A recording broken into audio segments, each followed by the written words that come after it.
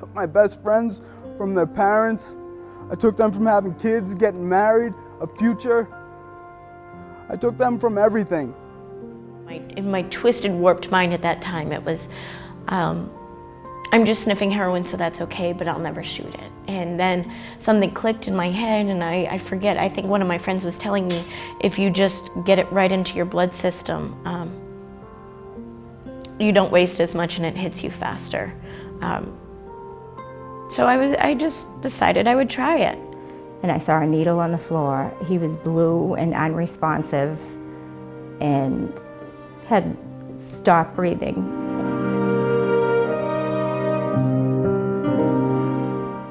It all started when I was in middle school, and I began drinking with my friends.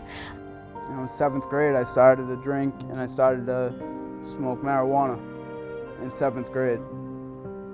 You know, I was 12 years old, 13 years old when I started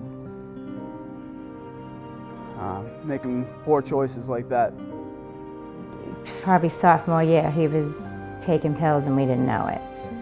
And prescription pills were pretty big at that point. I was about 14, 15 years old.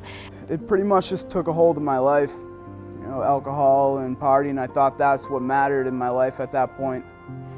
And he admitted to me that night that he had been using OxyContin. We decided to go to a bar. We were all underage. I just turned 19. And at that point, my life was spinning out of control so fast that all of my dreams of ever going to college were flushed down the drain. We were in a car crash, and that we were driving home through Foxborough. I was speeding, and I was driving recklessly, and I lost control of my car.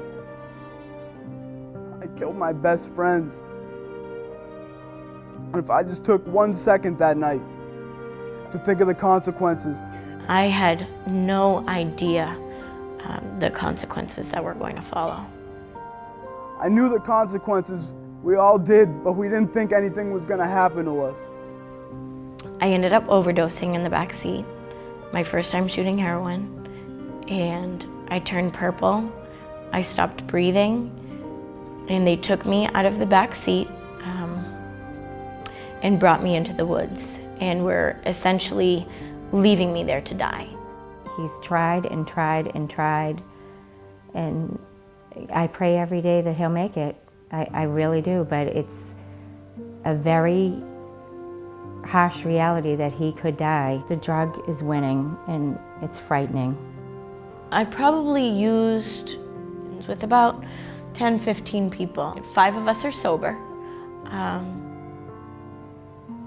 About 6, well, probably about 5 of them are dead. The rest, the handful of them, I mean, they're either still off and running or they're in treatment programs in Florida, like they're all over the place. But 5 of us are lucky. You know, there's no other way to describe it. I mean, not everyone makes it to the point where they're going to be okay when they come out on the other end.